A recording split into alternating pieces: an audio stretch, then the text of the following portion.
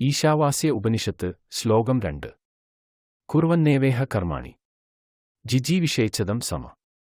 ഏവം ത്വയി നാന്യതദോസ്തി ന കർമ്മ ലിപ്യതേ നരേ ഇഹ ഈ ലോകത്ത് കർമാണി കുർവൻ ഏവ ഫലചിന്ത വെടിഞ്ഞുള്ള കർമ്മങ്ങൾ ചെയ്തുകൊണ്ട് തന്നെ ശതം സമ ഒരു 100 വർഷം ജിജീവിഷേത് ജീവിക്കാൻ തീരുമാനിക്കുക ഏവം ത്വയി അപ്രകാരമായാൽ നിന്നിൽ ഇത് അന്യഥാ ഈ മനുഷ്യജീവിതത്തിൽ നിന്നുള്ള പതനം ന അസ്ഥി സംഭവിക്കുന്നില്ല നരേ ഫലേച്ഛ വെടിയുന്ന വിവേകിയായ പുരുഷനിൽ കർമ്മ നലിപ്യതേ കർമ്മം പറ്റിപ്പിടിക്കുന്നില്ല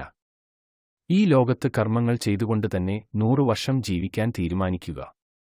ഇപ്പോൾ ഞാൻ ഏത് ചുറ്റുപാടിലാണോ നിലകൊള്ളുന്നത് എന്റെ സാഹചര്യത്തിനനുസരിച്ച് കുടുംബത്തിനോടും സമൂഹത്തിനോടും ഞാൻ ചെയ്യേണ്ടുന്ന കർത്തവ്യങ്ങളും കർമ്മങ്ങളും ചെയ്തുകൊണ്ട് തന്നെ ഇവിടെ ജീവിക്കാൻ തീരുമാനമെടുക്കൂ എന്ന് ഉപനിഷത്ത് ഉപദേശിക്കുന്നു അപ്രകാരമാകുകിൽ ഫലം ഇച്ഛിക്കാതെ കൊണ്ട് കർമ്മം ചെയ്യുന്ന വിവേകിയായ ഒരുവനിൽ കർമ്മഫലം പറ്റിപ്പിടിക്കുന്നില്ല ബന്ധനസ്ഥനാക്കുന്നില്ല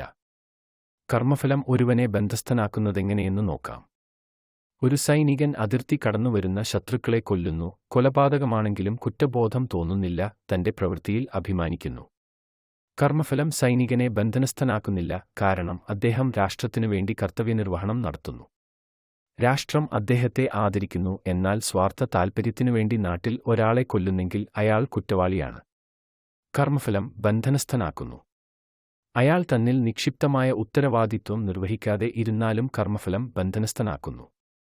നഹി കശ്ചിത് ക്ഷണമപി ജാതു തിഷ്ഠത്യകർമ്മ കൃത് ഒരുവനും ഒരു ക്ഷണനേരം പോലും ഒരു കർമ്മം ചെയ്യാതെ ഇരിക്കുക എന്നത് സാധ്യമല്ല എന്ന് ഭഗവത്ഗീത ഏവരും പ്രകൃതിഗുണത്തിന് അനുസൃതമായി അവശരായി കർമ്മങ്ങളെ ചെയ്തുകൊണ്ടിരിക്കുന്നു കർമ്മത്തിലും അകർമ്മത്തിലും കർമ്മഫലം ഉണ്ടാകുന്നുവെങ്കിൽ സ്വന്തം കർത്തവ്യങ്ങൾ ധർമാനുസൃതം സ്വാർത്ഥ മോഹമില്ലാതെ ചെയ്തുകൊണ്ടിരിക്കുകയല്ലേ നല്ലത്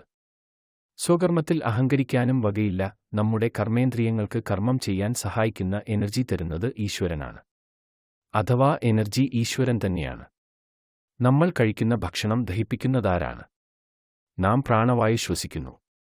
അത് നിയന്ത്രിക്കുന്നത് ആരാണ് നമ്മൾ മനഃപൂർവ്വം ശ്വസിക്കുന്നതല്ലോ ഈ പരിമിതികൾ മനസ്സിലാക്കുന്നവൻ സ്വന്തം ചെയ്തികളിൽ അഹങ്കരിക്കുകയില്ല അതുകൊണ്ടാണ് കർമ്മം ചെയ്യുക കർമ്മഫലത്തിൽ അധികാരമില്ല എന്ന് ഗീത പറയുന്നത് കർമ്മത്തിനും കർത്തവ്യങ്ങൾക്കും മുൻഗണന കൊടുക്കുന്നു ഉപനിഷത്ത്